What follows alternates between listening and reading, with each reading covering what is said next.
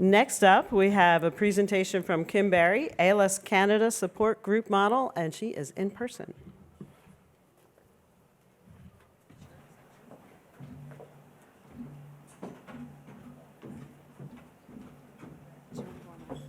Okay. Good morning. My name is Kim, and this is my colleague Sarah, and we're going to present on the ALS Society of Canada Support Group Model. We want to take a minute to thank the Alliance for allowing us to present. We are extremely proud of our group, so we're really happy to stand up here and talk about anything ALS Canada related. So we're going to do a bit of context setting just so everyone has a bit of baseline organizationally, and then Sarah's going to go into our actual process for our support groups. So at ALS Canada, we work to improve the lives of people affected by ALS through support services, advocacy, investment and research for a future without ALS. So organizationally, we spent some time looking at what does our organization want to achieve, and these are the three things that we felt were really important to recognize. Our team is path navigators, we're progress makers, and we're rabble rousers.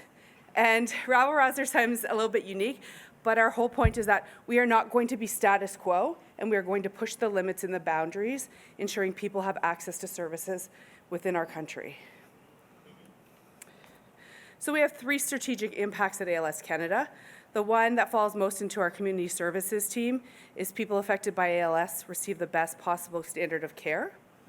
2, more treatments available to improve the quality of life and expand access.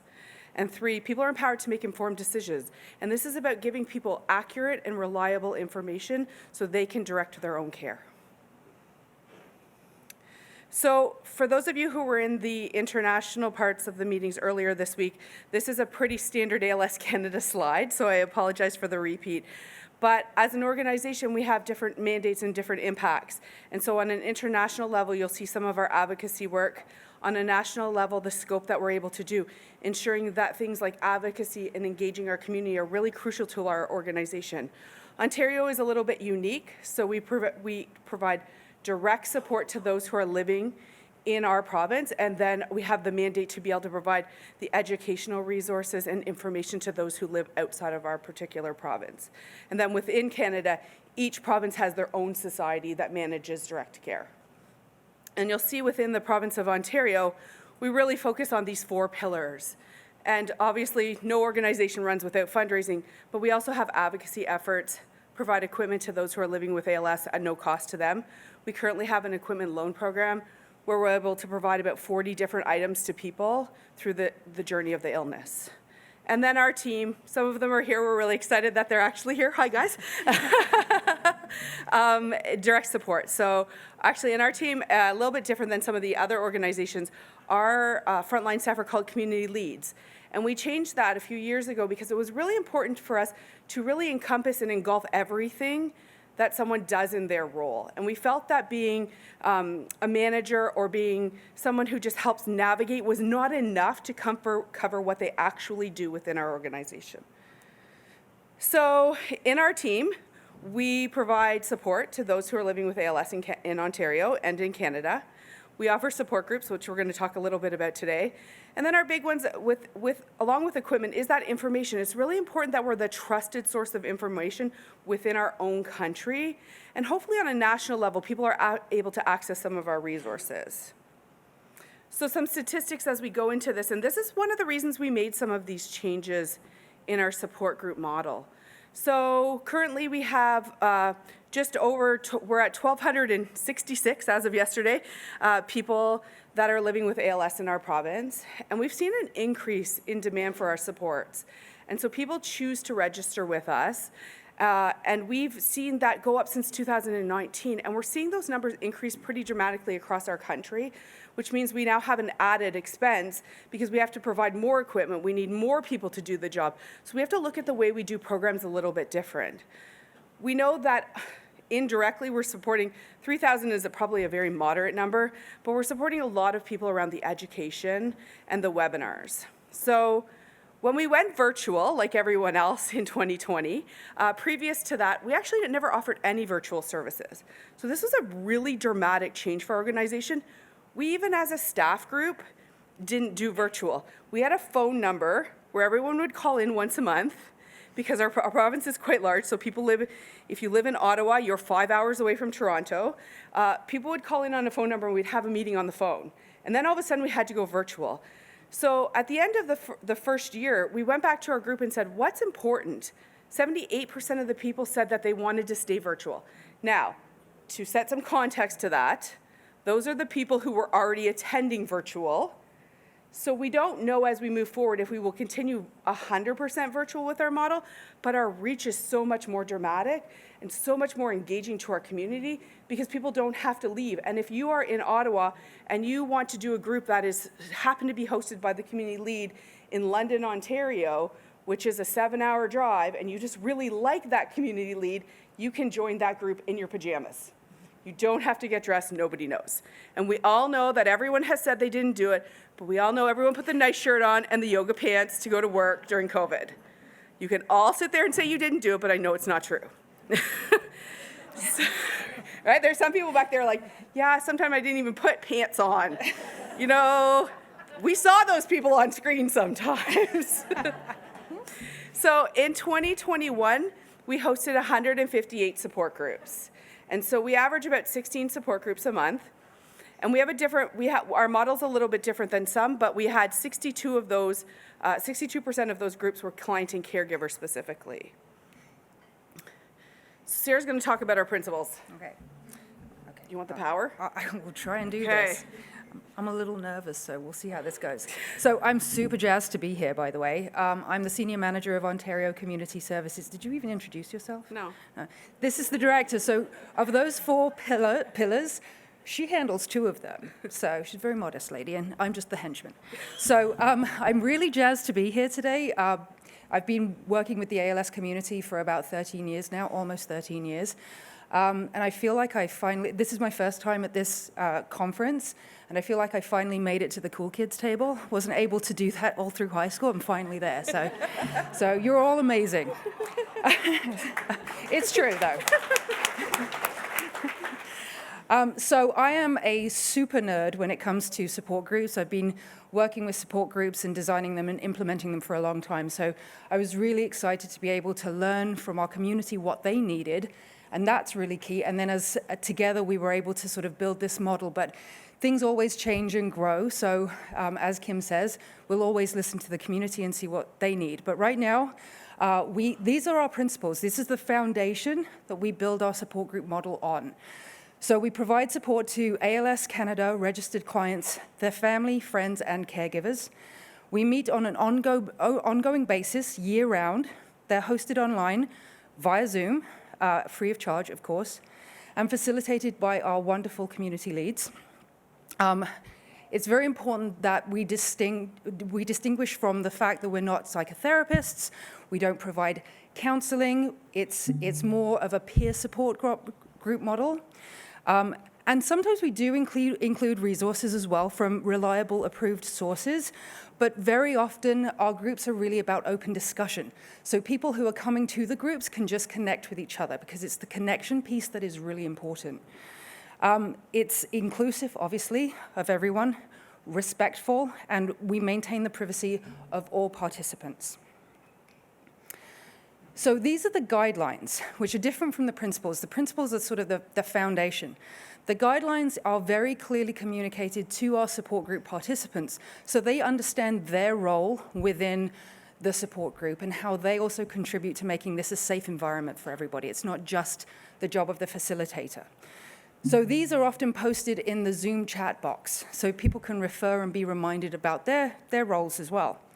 So we respect and maintain the privacy of all participants. We're here to share our experiences, and it's very key to not offer advice unless asked, because that can feel very invasive.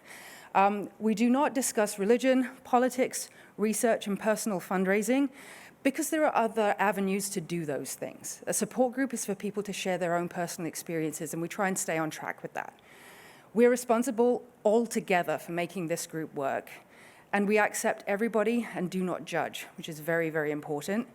We have the right to share, ask questions, and the right, of course, to pass. We give our full attention to the person who is sharing. We do not interrupt or engage in side conversations. We have actually a handbook that was developed with a lot of resources and tools which we can share with everybody digitally. It gives a lot of tips and tricks and tools for when these kinds of things happen, how to bring people back into the conversation, which is a bit of a fine skill to have. And also we do not discuss absent participants without their consent because, our support groups are like Vegas. What happens in Vegas stays in Vegas. I don't know if that still hits the same way when you're actually in the States, but that's the rule I understand anyway. So these are our co-facilitator roles and responsibilities. And it is a very big responsibility to be a facilitator. We're gathering people together. People are being extremely vulnerable and sharing different aspects of their lives, their challenges, emotions come out. It is a big role to have. And so we want to make sure that our facilitators and co-facilitators have each other, first of all. It's very important to have a two-person model, if possible, so where you have two people facilitating. And it's also better for the group as well because, you need skilled facilitators to do this. And there was a time previously where we hadn't sort of built out such a comprehensive model. And, it can be a very tough thing for somebody to facilitate a group. So now we have a training model, we have the handbook, and we do sort of regular debriefs as well with our team to make sure that they're good and they're coping and everything's good. So these are some of the roles and responsibilities. Guide and encourage discussion. And if the group says, what, we could just do open topic discussion or we need a guided topic discussion. So sometimes we'll see that there are a number of people who all want to talk about what it's like to have a feeding tube or, they're facing maybe using a BiPAP. So then we'll actually guide the topic around that. And sometimes it's just a free-for-all. So they're also responsible for setting up the meetings via Zoom, completing the intake assessment, which I will cover in a little bit, and connect participants with additional supports if they need something outside of the support group as well. And they have to be very aware to limit self-disclosure to make sure that everything's comfortable. As facilitators, you need to be able to connect with your participants, but at the same time, you don't want to talk over and make the group about you. So it's a bit of a juggling act. The advantages of co-facilitation are many. So obviously you can divide and conquer the tasks together, which is great. And also if you have one person guiding the discussion, you can have another person who is answering questions in the chat box because a lot of our participants have to use a device and the chat function is great on Zoom if they're having communication issues.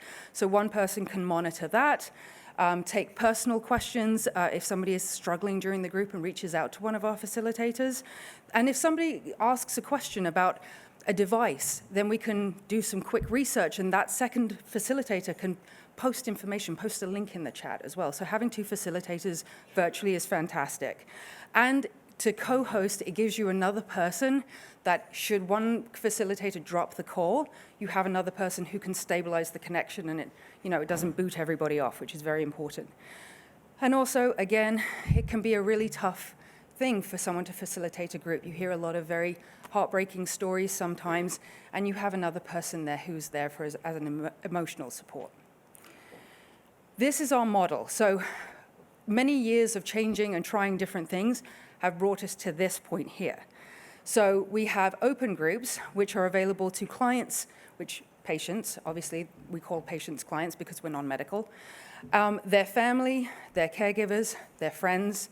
And I break that down because family is not always caregivers. Caregivers are not always family. So it's really anybody who's affected by the journey can join our open group.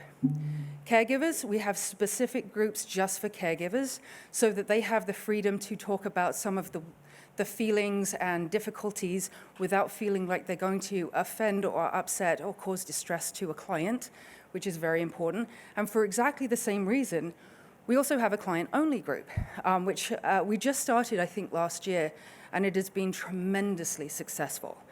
So we didn't get here without learning a lot of stuff in the meantime.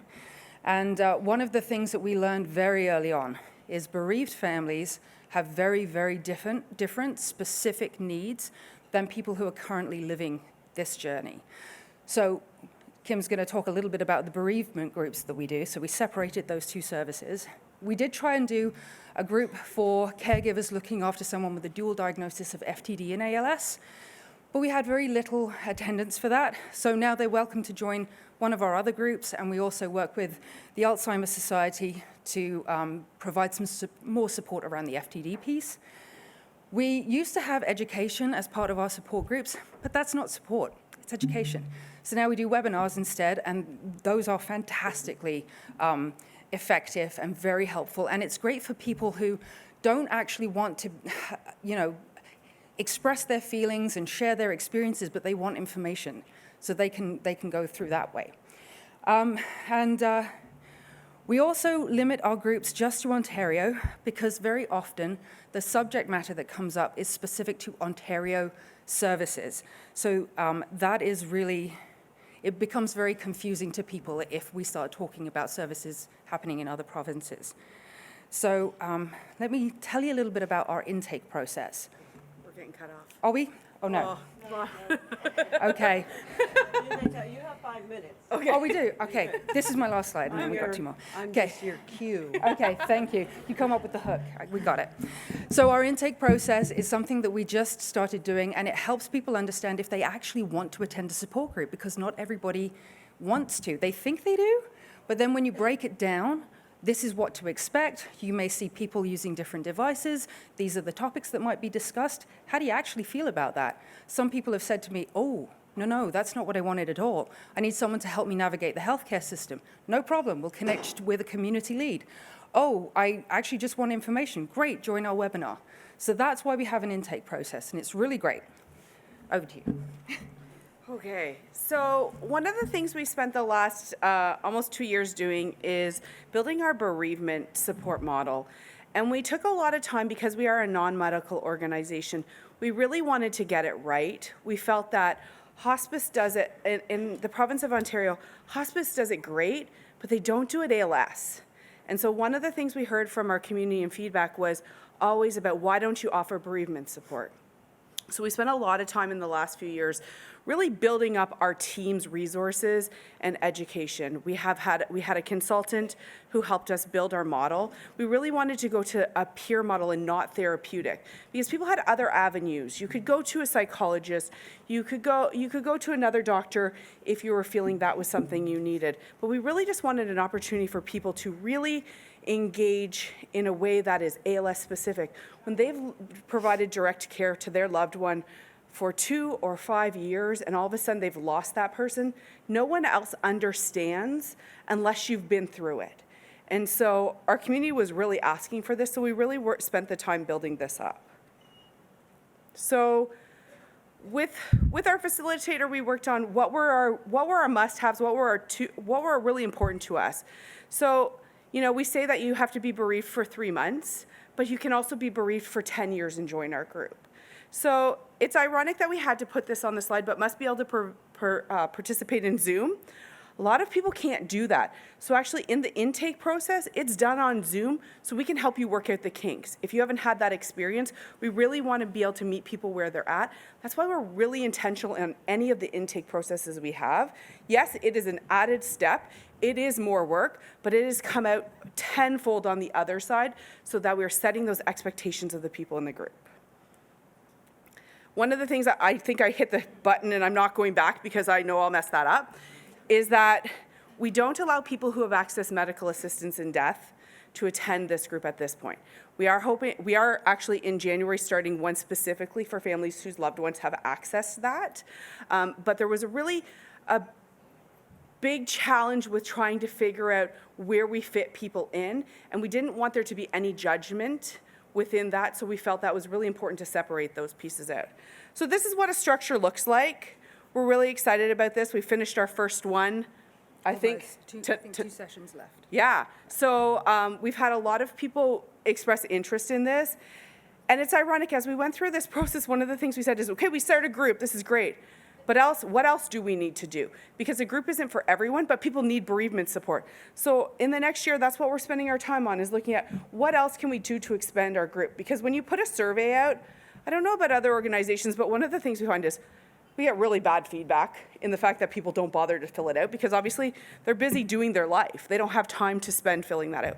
But the second side of that is that when we say, would you like bereavement support? And they, for example, check a box that says yes, and then we offer something and then we don't get an uptake on it. We're like, wait a second, we didn't ask the right questions. They don't even know what bereavement support is. So we have to be very deliberate and intentional in our asks. And that's us. Shoo, you have 6 seconds left. Did we do it? You did it. So in a first for the allied health professionals, we're actually a little ahead of time. So we will be allowing you to have 1 or 2 questions, despite the fact you use your full 20 minutes. So we're extra cool? We thank those people online who didn't take up all their time. And we are already told to slow down, and we don't. So we're both really fast speakers. Well, yeah, the problem with that, the different languages following along. But Marcella has a question. Good morning, everybody. Marcela from the ALS Association in Colombia. I just have a question. When you are doing the support groups, do you define what clients can or patients can go in regarding their stage of the disease? Because what happened to us in Colombia is I was like, okay, 6 months diagnosed patients. And there was ones that they were diagnosed, but they had been living with the disease for 2 years or 1 year. And he went online and saw a patient that couldn't speak. Mm-hmm. And it was terrible. Like, it was terrible to see that initial shock in that first support group meeting. How do you manage that? Can I speak to this? Okay. This was actually one of the main reasons that we decided to do an intake process, because part of that, I know I'll rush through the slide a little bit, but part of that is to tell people this is what you're going to see in a group. These are the discussions that come up. People are going to talk about wanting to do medical assistance in dying. They're going to want to talk about, feeding tubes. They're going to, are you ready for this? So we did think about, should we have a support group for people who are newly diagnosed? But everybody feels differently, whether they're newly diagnosed or whether they are further down the disease. So really, it's so individualized. The intake process is a very individual process so that we can understand, we can let that person know what to expect, and they can tell us what they need from the group, and then together we make the decision as to whether they think it would be a good service for them, or if not, we never cut anyone off.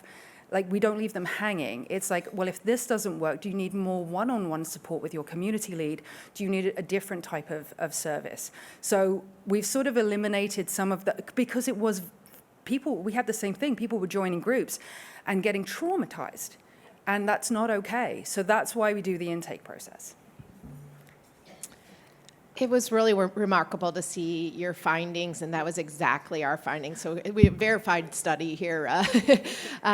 But, one of the things that we learned in Perth when they did a presentation on complicated grief, if people aren't supported during the disease process, that leads to more complicated grief. And that, I think that really shows where some of our gaps are internationally. But one of the things that I struggle with is, how do we define whether our support groups are meaningful and helpful, and how do we parse that out? And I think that's qualitative, but that's often hard to do. And I was just wondering what your evaluation process looks like. Well, first of all, thank you for the validation about the findings, because that's helpful. Who doesn't want to be validated? And we do send out surveys. How often? Do you want to speak to the surveys? You're the boss. We do twice a year, but we're really looking for feedback from the people who are attending those groups. We're asking them, and it's interesting because they're really engaged in a different way sometimes. Some of them really just show up to a group, they meet once a month, and then others find another avenue into the organization. They want to do some advocacy efforts, they want to volunteer, they want to know more. So they get a different level of engagement. But you're right, it's really hard in a place where we're trying to get data, and we're so data-driven, and then we look at the quantitative versus the qualitative numbers, and it's really difficult because it's not, if only 5 people show up to that group, group is so impactful to those 5 people.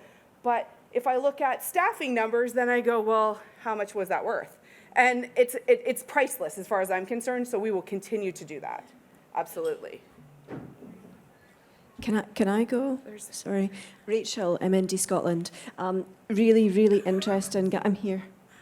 Thank you. Thank We you. really can't So see lined you. up here. I've actually got 100 questions, so I'll catch up with you afterwards. But I'm really interested in your 3-month timescale post-bereavement. I get why you have that.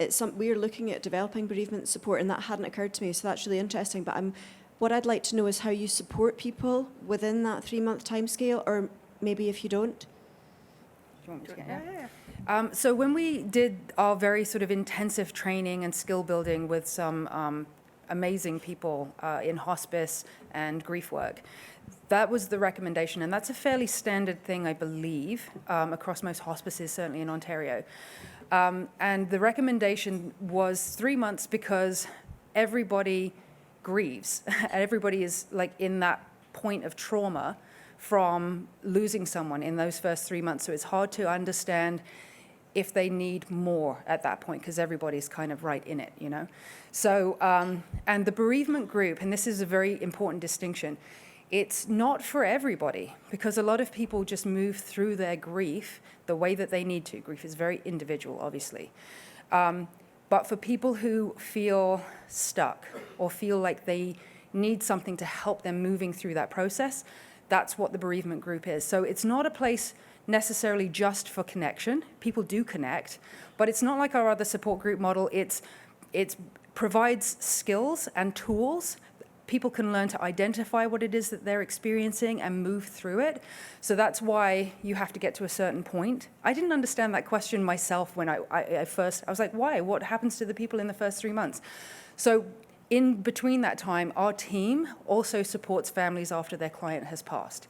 So they can have lots of one-on-one support from the community lead as well. So that, again, they're never left hanging. There's an online question, please. This is from Diane from the ALS Society of Quebec. Can you speak to how families managed the transition from regional to nationwide support groups? Do you have any language-specific needs in Ontario? Example, uniquely French-speaking members. And then she also asks, how are non-technology literate families supported? Okay. So I want to answer this because it's funny because when someone actually has been in Quebec, for example, and they only speak English, they've reached out to us because the limited resources in Quebec are more French focused, right? So we have allowed people to come to our group. We don't have a lot of other language barriers within. Now, in terms of technology, we actually have had our staff go to someone's house and teach them how to use this so they can get on a group. So it's really important that we meet people where they're at. We have people with phones. They can do a Zoom call on a phone. It's not a big deal. They can go on a computer. So we're really flexible in that way. And surprisingly, and I don't know why, and maybe we're not asking the right questions and we need to get there, but the reality is that we have had zero feedback on accessibility to technology. Like our community is totally engaged in it. Partially because I think a lot of people who were coming through the COVID time, they did a lot of like medical appointments on virtual. They didn't have a choice. The clinics weren't open. They couldn't physically go to some of those places, or they had their 3-month check-in and they did it on the phone. So people really jumped into that, and we're really there to support them on that because we really think it's important. If they can't get on, that there's no point in running your group. And in terms of going regionally, it means that if your mom lives in Ottawa, and I keep using Ottawa as an example, and you live in Hamilton, Ontario, which is like a 6-hour drive, you can do the same group with the same person at the same time. Mm-hmm. And so it's different. And physically, you could, you'd have to pack up your BiPAP and your suction machine and your communication device to go to a place, and now you get to do it from your house. That's why we saw the uptake on people wanting to join. And so now they can join whenever. And if you are free on Wednesday afternoons, you can go to a Krishna group, because Krishna has a caregiver group, or you can go to another group on a Tuesday night at 7 o'clock, if that works in your schedule. So you don't have to just be in Toronto to go to a Toronto group at a specific time. So we saw a huge uptake Okay, there. We're being so cut sorry. off. Now We'll talk to anyone who all wants the to rest talk of the to us. questions they will be available at the break. Thank so you. thank you so much.